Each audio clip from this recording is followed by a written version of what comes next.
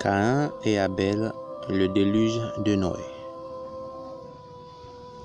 Après que Dieu fut chassé Adam et Ève dans le jardin d'Éden à cause de leur désobéissance, Adam connut Ève, sa femme, et elle enfanta un fils nommé Caïn. Et elle dit, j'ai formé un homme avec l'aide de l'Éternel. Elle enfanta son frère nommé Abel. Abel fut un berger et Caïn fut laboureur. Un jour, les deux frères ont décidé d'offrir à l'Éternel une offrande.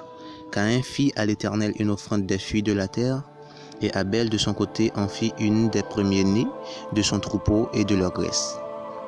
Mais l'Éternel porta un regard favorable sur l'offrande d'Abel, et Caïn qui a vu cela fut très irrité dans son orgueil et cherchait à tuer son frère par jalousie.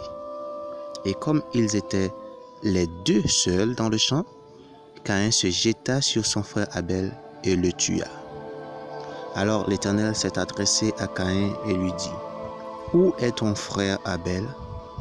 Car j'entends son sang qui crie de la terre jusqu'à moi. » Caïn répondit, « Je ne sais pas, suis-je le gardien de mon frère? »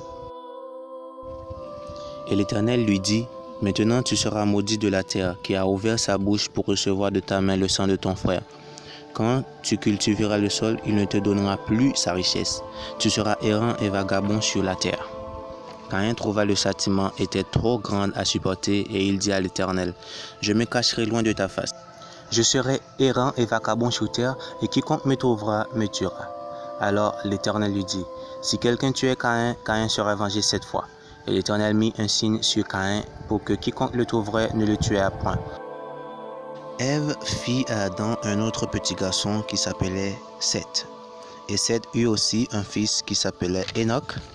C'est alors que l'on commença à invoquer le nom de l'Éternel. Le déluge de Noé. Noé était un homme juste et intègre dans son temps. Noé marchait avec Dieu. Et pour cela, Dieu a sauvé lui et sa famille.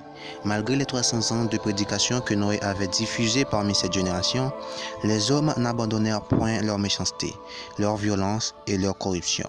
Alors l'Éternel dit, « Mon esprit ne restera pas à toujours dans l'homme, car l'homme n'est que chair et ses jours seront de 120 ans. » L'Éternel Dieu s'est même repenti d'avoir fait l'homme sur la terre.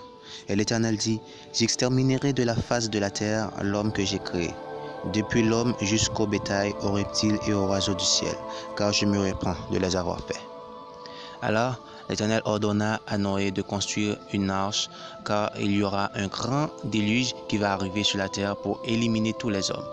L'Éternel fit entrer dans l'arche une paire de tous les animaux de la terre, pour conserver leur race du déluge. Quelques jours plus tard, une forte pluie commença à tomber, et voici toutes les montagnes de la terre furent couvertes de l'eau du déluge. Tous les hommes et les bétails et les oiseaux, ils furent tous péris, même un seul n'en pouvait pas s'échapper. 1 an, 2 mois après, Dieu se souvint de Noé et sa famille, et de tous les animaux qui étaient dans l'arche. Dieu fit arrêter la pluie, et les eaux s'apaisèrent, et la terre fut séchée. Noé et sa famille et tous les animaux sortirent de l'arche. Et Dieu fit une alliance avec Noé et l'humanité, d'où il plaça un arc-en-ciel dans l'étendue du ciel, comme un signe signifiant qu'il ne détruira plus le monde avec les eaux du déluge comme il l'a fait. Noé avait 3 garçons nommés Sem, Cam et Japheth. Cham était maudit par Noé parce qu'il avait vu sa nudité. Et Noé a dit, « Maudit soit Canaan, qu'il soit l'esclave des esclaves de ses frères. » Alors chacun d'eux prirent une direction différente pour aller peupler leur race. Ainsi finit l'histoire du déluge qui prouve la grandeur et la puissance de Dieu dans l'humanité.